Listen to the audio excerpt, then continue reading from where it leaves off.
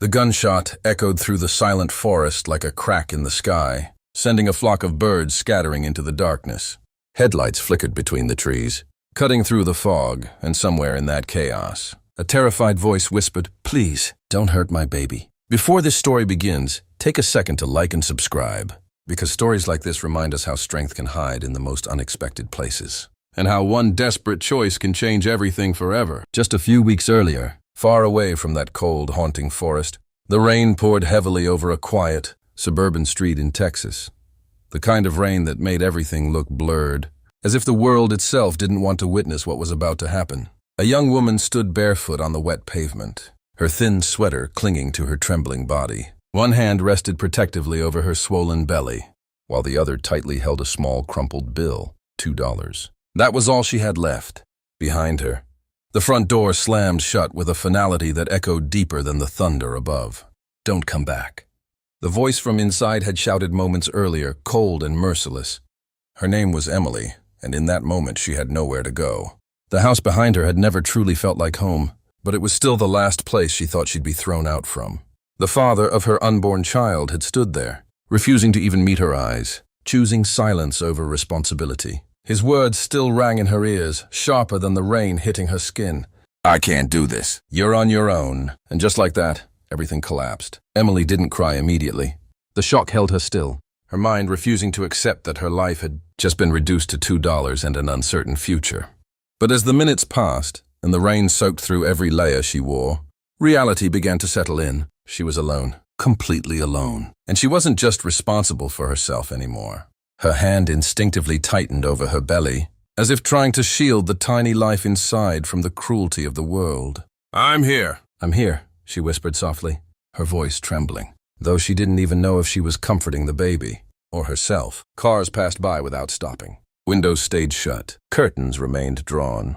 Life moved on around her as if she didn't exist. Eventually, her legs began to shake from exhaustion. She couldn't stand there forever. With no destination in mind, Emily started walking. Each step felt heavier than the last, not just because of her pregnancy, but because every direction seemed equally hopeless. The rain didn't stop, the sky didn't lighten, and the road ahead stretched endlessly, offering no answers. Hours passed. By the time the rain slowed to a drizzle, Emily had reached the edge of the town. The neat suburban houses gave way to empty roads and scattered trees. Streetlights became rare, and the comforting hum of the city faded into silence. She hadn't planned to come this far, but maybe, deep down, she knew she had nowhere else to go. A small, flickering sign appeared ahead, barely visible through the mist. It hung crookedly beside an old dirt road that led into the forest. The words were faded, almost erased by time, but one word still stood out clearly. "Cabin." Emily stopped. Her heart pounded, not from fear, but from something unfamiliar, hope. It didn't make sense. Why would there be a cabin out here? Who owned it? Was it abandoned? Was it safe? She didn't have the luxury to ask questions. The cold wind cut through her wet clothes, sending a shiver down her spine. Her body was reaching its limit, and for the first time since she had been thrown out, Emily made a decision that wasn't driven by fear, but by survival. She stepped off the road and onto the narrow path leading into the forest. The deeper she went, the quieter it became. The world outside disappeared behind her, replaced by towering trees and the soft crunch of leaves under her feet. The darkness thickened, wrapping around her like a heavy blanket. Every sound felt amplified, the rustling of branches, the distant hoot of an owl, the steady rhythm of her own breathing. Her hand never left her belly. "Just a little further," she whispered again, her voice barely audible. After what felt like an eternity, she saw it. A cabin, small, old, hidden among the trees as if it had been forgotten by time itself. The windows were dark. The wooden walls were worn and weathered. The roof sagged slightly, hinting at years of neglect.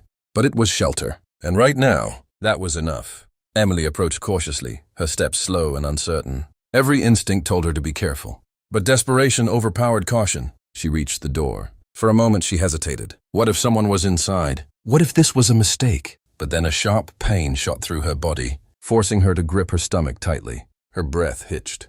She didn't have time to think anymore. With trembling hands, she pushed the door. It creaked open. Inside, darkness greeted her. The air was cold, stale, untouched.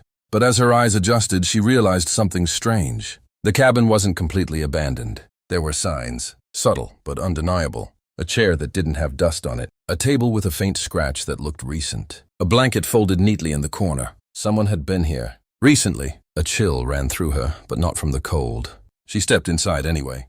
Closing the door behind her, Emily leaned against it, her body finally giving in to exhaustion. Her legs collapsed beneath her, and she slid down onto the wooden floor. For the first time since everything had fallen apart, she allowed herself to breathe. Tears filled her eyes, spilling over silently. "I'm sorry," she whispered to her baby, her voice breaking. "I don't know where we're going, but I promise I won't let anything happen to you."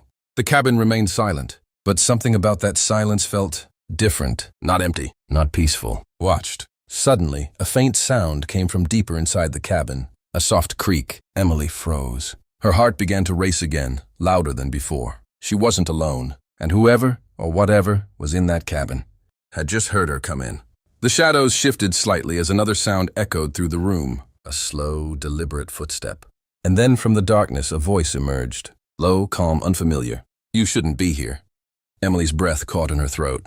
Her entire body went still, her mind racing with fear and questions. Who was this person? Why were they here? And most importantly, were they a threat? She slowly turned her head toward the voice, her hand instinctively tightening over her belly as if preparing to protect the only thing that mattered now. In that moment, standing between fear and desperation, Emily realized something terrifying. She had escaped one danger, only to walk straight into another, and as the figure began to step closer, emerging from the shadows inch by inch, she had no idea if this was the beginning of her survival or the end of everything. The figure stepped forward slowly, the dim light from a cracked window revealing just enough to show a tall man with tired eyes and a guarded expression. His presence filled the small cabin, not with immediate violence, but with something far more unsettling, control. Emily's breath trembled as she instinctively tried to push herself up from the floor, but her body refused to cooperate. Exhaustion had already taken everything from her. Her hand stayed locked over her belly, her only shield. The man stopped a few feet away, studying her carefully, his eyes lingering not on her face, but on her stomach. Silence stretched between them, thick and suffocating. Then finally he spoke again, his voice quieter this time, but still firm. "Daniel," he said, as if offering his name was enough to calm the storm he had just created. "And you are clearly not someone who belongs out here." Emily swallowed hard, her voice barely holding together. "I didn't have anywhere else to go." Her words weren't dramatic. They weren't loud, but they carried something raw, something undeniable. Daniel didn't respond immediately. Instead, he walked past her, moving deeper into the cabin, his steps calm, controlled. He lit a small lantern, and the soft glow spread across the room, pushing the darkness back just enough to reveal more of his face. There were scars, not fresh, not obvious, but real. The kind that didn't come from accidents, the kind that came from surviving things people didn't talk about. "You shouldn't be here," he repeated, but this time, it didn't sound like a warning. It sounded like concern. Emily let out a shaky breath. "I know, but I didn't have a choice."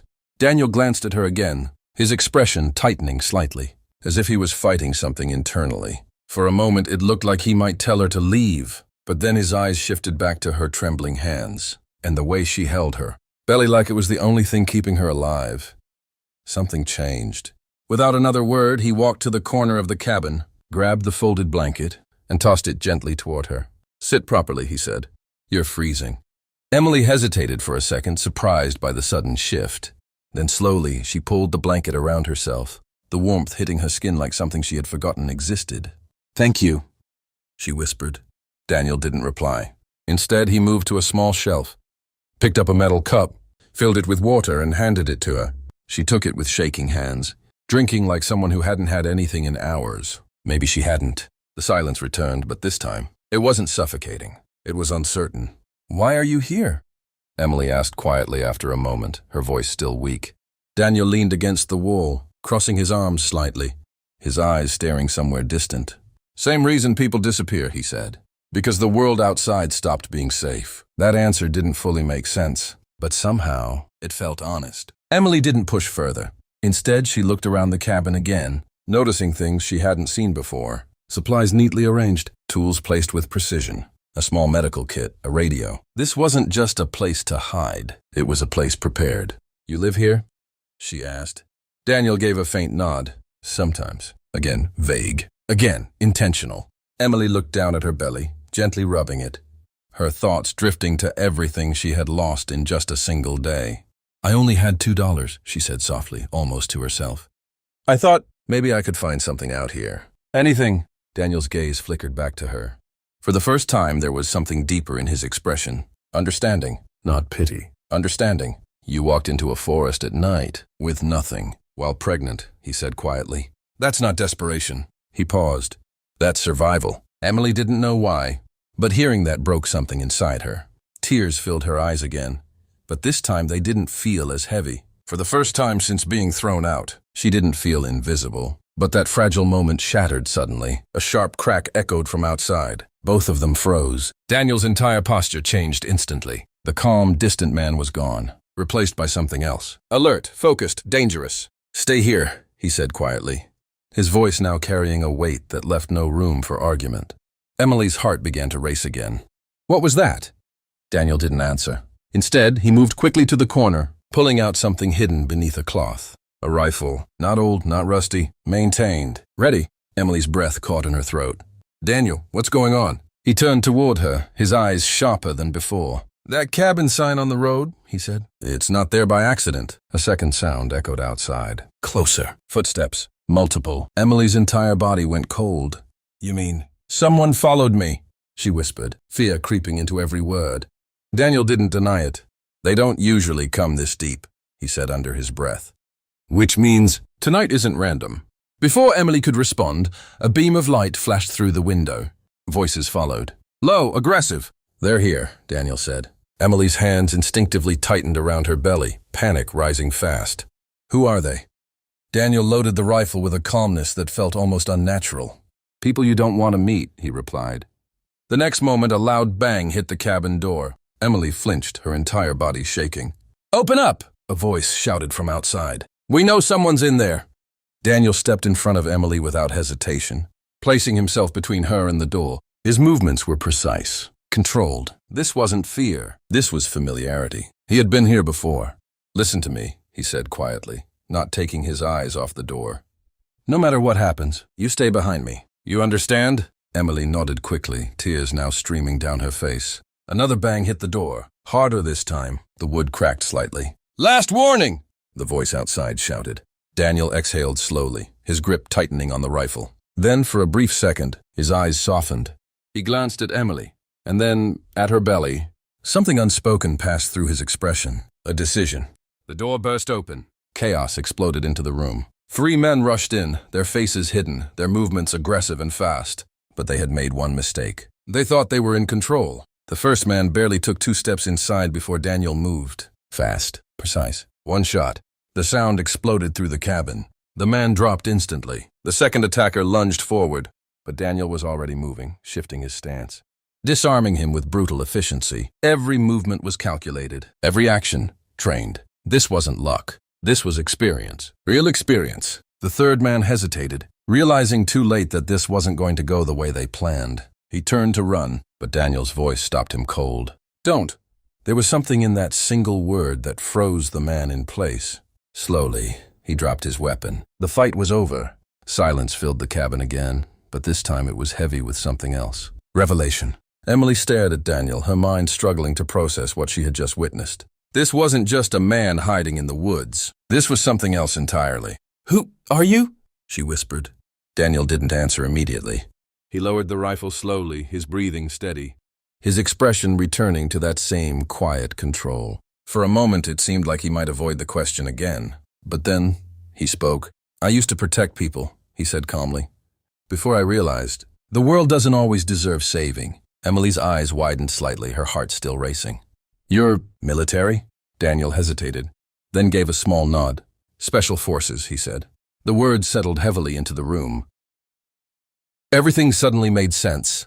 The cabin, the supplies, the way he moved, the way he fought. He hadn't been hiding out of fear. He had been hiding from something else. Emily looked down at her belly, then back at him. Tears filled her eyes again, but this time they weren't just from fear. "You saved us," she whispered. Daniel didn't respond, but for the first time, his silence didn't feel distant. It felt human. Outside, the forest returned to its quiet state, as if nothing had happened. But inside that small, forgotten cabin, everything had changed. A woman who had lost everything. had just found safety in the most unexpected place, and a man who had walked away from the world had just found a reason to step back into it. As Emily gently rested her hand over her belly, her voice soft but filled with something new, hope. "I think we found this place for a reason." Daniel looked at her for a long moment, then slowly, for the first time since she had met him, he nodded. And in that quiet, fragile moment, two broken lives began to rebuild something neither of them had expected. Not just survival, but something deeper, something stronger. Something that would change both of them forever.